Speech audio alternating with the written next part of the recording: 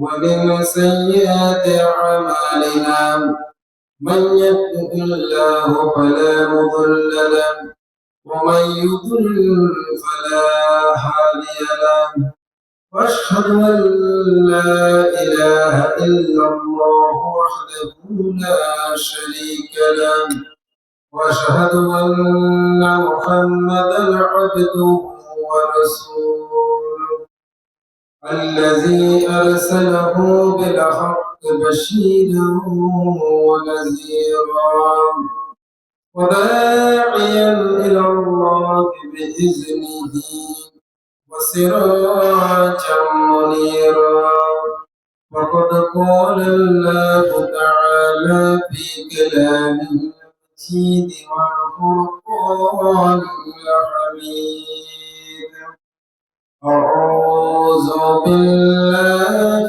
من الشيطان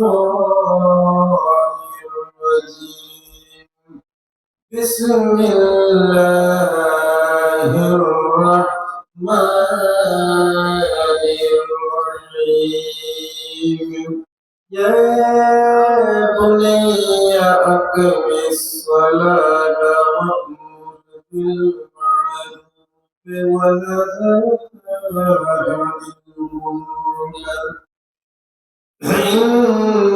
ونهى عن المنكر واصبر على ما أصابك إن ذلك من عزم الأمور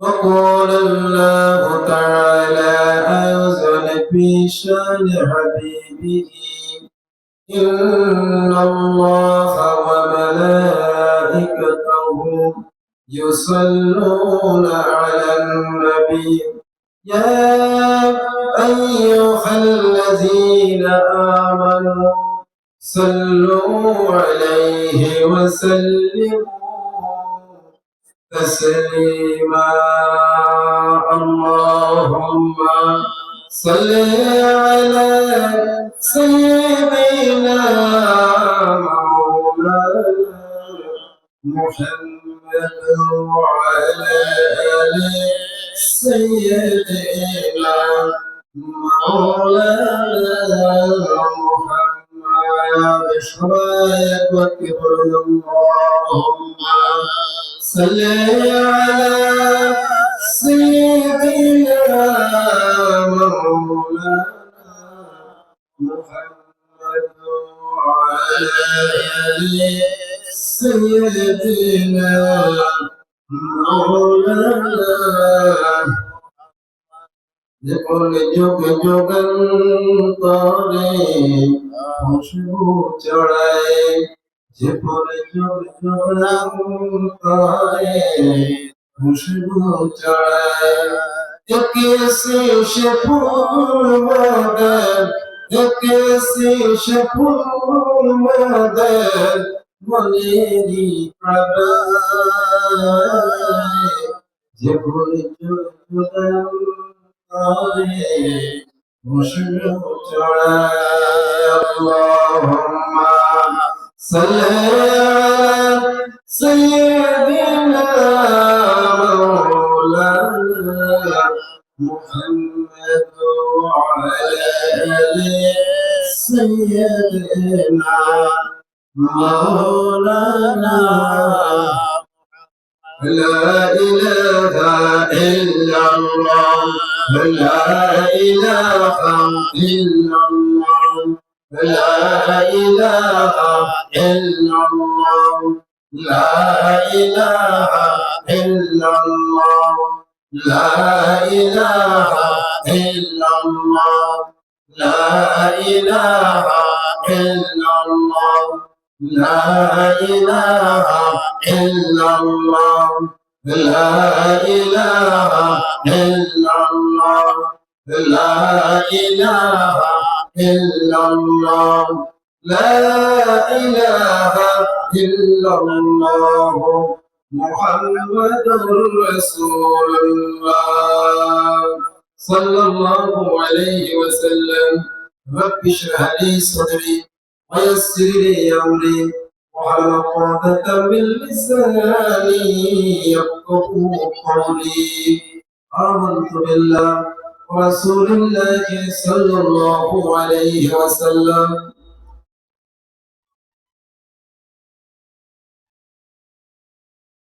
বাংলাদেশের একমাত্র সুন্নি ইজতেমা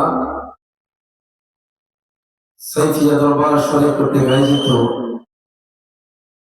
রাসূল প্রেমের মহাসমাবেশ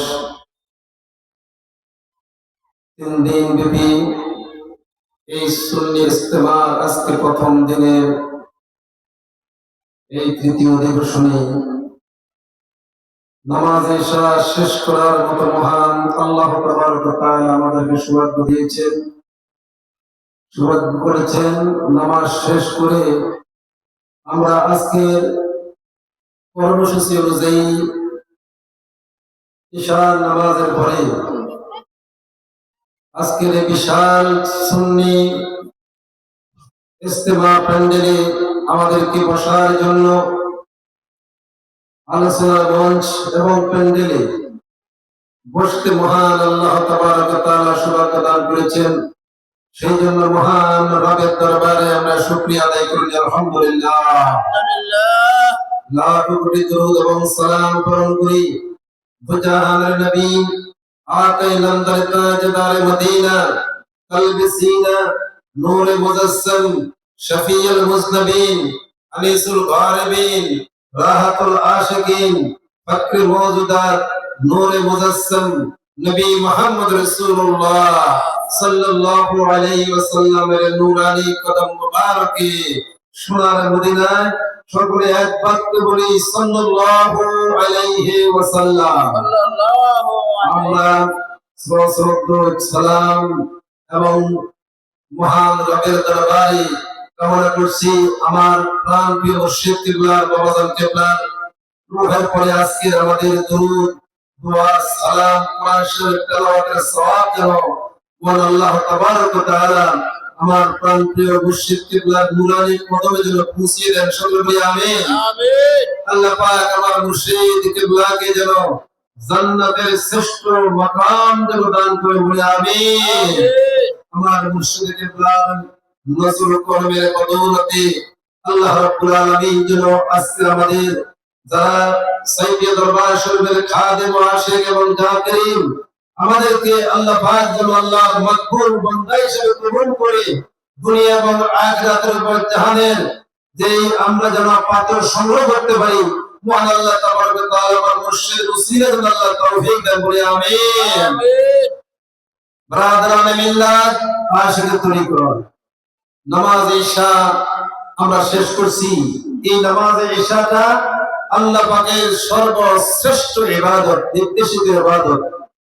সুতরাং যারা এখন পর্যন্ত ইশার নামাজ পড়তে পারে নাই, আগে আগে ইশার নামাজ আপনি আদায় করলেন। বিভিন্ন ডিপার্টমেন্টের দপ্তরগুলোতে আছে, দপ্তরিক কাজের জন্যই অনেকেই হয়তো এখন নামাজ শেষ করতে পারেনি, কিন্তু ইশার নামাজ আমরা শেষ করিনি সকলেই। যারা শেষ করেছেন ভালো কথা, প্যান্ডেলে চলে আসুন, বিশাল ইজতেমা ময়দানে সকলেই চলে আসুন। আর যারা শেষ করেন নাই, পড়েন নাই এখন পর্যন্ত, আপনারা ইশার নামাজটা আদায় করে নেন। কারণ আপনাদের একটা সুসংবাদ দিয়েছেন আজকে আমার এই হযরত কিবলা পীর সাহেব কিবলা, তিনি আজকে একটা সুসংবাদ দিয়েছেন আমাদেরকে। সুসংবাদটা হলো যে নামাজে তাহাজ্জুদ জামাতের সহিত এই ময়দানে সুন্নি ইজতেমা ময়দানের মধ্যে জামাতের সহিত নামাজে তাহাজ্জুদ আদায় করা হবে। আজকের এই ইবাদত ভোর রজনীতে সকলে শিক্ষা দিয়ে বলুন আলহামদুলিল্লাহ। কারণ এই তাহাজ্জুদ নামাজের মতো নিয়ামত নামাজ নফলিয়াতের মধ্যে আর কোন নামাজ নেই। যে ফরজ নামাজ, ফরজ এবং ওয়াজিবের পরেই এবং সুন্নতে মুআক্কাদা এর পরেই যে মর্যাদা, যে স্থান, সেটা হলো তাহাজ্জুদের নামাজের স্থান। এটাকে সুন্নতে জায়দাও কেউ বলে, কেউ আবার নফল নামাজও বলে। সুতরাং লাভ কতটুকু? আজকে এই সুন্নিয়াতের ময়দান থেকে সাইফিয়া দরবার শরীফের থেকে আমাদের মুদির কাবির আমাদের রাহনুমা তিনি আমাদেরকে আজকে যে ঘোষণা দিলেন এটা আমাদের জন্য মনে করবে এটা শুভ লক্ষণ, এটা আমাদের জন্য নিয়ামত। কারণ আল্লাহর নবী মুহাম্মদ রাসূলুল্লাহ সাল্লাল্লাহু আলাইহি সাল্লাম বলেছেন উম্মতেরা তাহাজ্জুদ নামাজের কত বুজুর্গি, যদি এখন আমার সেই তাহাজ্জুদ নামাজের আলোচনা নয়, কিন্তু যেহেতু তাহাজ্জুদ নামাজ আমাদের পড়তে হবে, তাড়াতাড়ি উঠতে হবে আবার ভোর রজনীতে, সেজন্য ছোট্ট একটা হাদিস আপনাদের সম্মুখে বয়ান করে যাচ্ছি। আল্লাহর নবী বললেন, হে আমার সাহাবীরা, তাহাজ্জুদ নামাজের মর্যাদা কেমন, তাহাজ্জুদ নামাজের সম্মান আল্লাহর কাছে কতটুকু। তিনি বলছেন, যারা তাহাজ্জুদ নামাজ পড়ে, তাহাজ্জুদ গুজার, ভোর রজনীতে উঠিয়া, আমাদের পীর সাহেব কেবলা বলেছেন কনকনে শীত এবং পানীয় ঠান্ডা আর শীতের কনকনে শীতের মুহূর্তে, এই কঠিন মুহূর্তে তাহাজ্জুদ নামাজ পড়ার জন্য ওযু করে যখন তাহাজ্জুদ নামাজে দাঁড়িয়ে যায়, যেমনি ভাবে জমিনের মানুষ ভোর রজনীতে গভীর রাত্রে আসমানের দিকে তাকাইলে দেখা যায় আসমানে লক্ষ লক্ষ তারাগুলো মিটি মিটি করে হাসতেছে, দুনিয়ার মানুষ যেমনি ভাবে আকাশের নক্ষত্রগুলিকে মিটি মিটি আলো উজ্জ্বল দেখতে পায়, আর যারা তাহাজ্জুদ নামাজ পড়ে আসমানের ফেরেশতারা তাদের জমিনের মধ্যে আলোকিত দেখতে পায়। সুবহানাল্লাহ। এত বড় মর্যাদা তাহাজ্জুদ নামাজের। একটা মাত্র হাদিস বললাম, এইভাবে তাহাজ্জুদ নামাজের উপরে আল্লাহর নবী অসংখ্য হাদিসের কথা আমাদেরকে যে হাদিস দিয়ে আমাদেরকে জানিয়ে দিলেন। সুতরাং এই জন্য একজন তরিকাওয়ালা যতক্ষণ পর্যন্ত তাহাজ্জুদ নামাজে দাঁড়াতে না পারবে, ততক্ষণ পর্যন্ত পূর্ণ তরিকাওয়ালা হয়ে মালিকের মন্দিরে বসে সে কবর বুঝতে পারবে না। সুতরাং তাহাজ্জুদ নামাজের এত বেশি বুঝিল, হুজুর কিবলা একটু আগেই আমাদেরকে বয়ান দিয়ে গেছে। আজকে আমি কোরআন শরীফের 114টা সূরা, কয়টা মোট কোরআন শরীফের সূরা কয়টা? 114টা সূরা। আপনারা মনের কান নিয়ে যারা বসছেন একটু দয়া করে আমার কথা দিয়ে খেয়াল করবেন।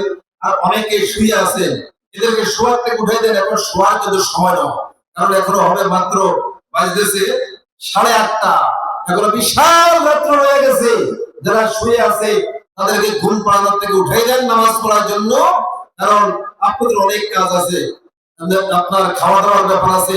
12টা পর্যন্ত আমাদের প্রোগ্রাম চলবে, এরপরে সকলেই খাওয়া দাওয়া করে সকলে ঘুম পাড়াবে, আবার রাত্র 4টার সময় উঠে নামাজে তাহাজ্জুদ পড়তে হবে, রহমতের জিকির করতে হবে, এরপরে আবার নামাজে ফজর পড়তে হবে, নামাজে ইশরাক পড়তে হবে। এইভাবে আমল গুলিয়ে বছর আমলের কাজগুলো পরপর ধারাবাহিকতা আমাদের সুন্নি ইস্তেমাল 3 দিন ব্যাপী আমাদের চলতে থাকবে। জোরে বলুন আলহামদুলিল্লাহ। কোরআন শরীফের 114টা সূরা, এই 114টা সূরার মাঝে 31 নম্বর একটা সূরা আছে, যে সূরাটার নাম হচ্ছে সূরাতুল লুকমান। সূরার নাম কি? সূরাতুল লুকমান। এই 114 সূরার মধ্যে 31 নম্বর সূরা, এই 31 নম্বর সূরা হচ্ছে সূরাতুল লুকমান। এই সূরাতুল লুকমানের আমি 17 নম্বর আয়াতটা আপনাদের সম্মুখে আমি তেলাওয়াত করেছি। এই সূরাতুল লুকমানের শানে নজুল আছে, সেদিকে আমি যাচ্ছি না, যেহেতু আমি এখন তাফসীর করতেছি না। তাফসীর করলেই যে শানে নজুল সহকারে সব কিছু আপনাদের জানাই, তবে সময় মাত্র কম, মাত্র 20-25 মিনিটের মাধ্যমে আমার বক্তব্য আমি এখান থেকে শেষ করতে হবে, যে আমি 8:50 মিনিটে আমার প্রোগ্রাম শেষ করে দিতে হবে। এরপরে আমাদের আর উলামায়ে কিরাম আসতেছেন, এসেছেন, তারা মুহাক্কিক উলামায়ে কিরাম, এই আশিকে সাইফি, আশিকে দরবার, অনেক উলামায়ে কিরাম এসে গেছেন। তারা জ্ঞান গর্ব আলোচনা করবেন, বিশদভাবে তরিকার উপরে বয়ান তারা করবেন। সুতরাং অল্প সময়ের কথা বলে আমার কথা এই কারণে শেষ করবো সংক্ষিপ্তভাবে। আমি বলতে চেয়েছিলাম এই 17 নম্বর আয়াতটা আমি আপনাদের সম্মুখে তেলাওয়াত করলাম। কি? যে সূরাতুল লুকমান, তিনি ছিলেন একজন আল্লাহর ওলি। কি ছিলেন? আল্লাহর একজন ওলি ছিলেন।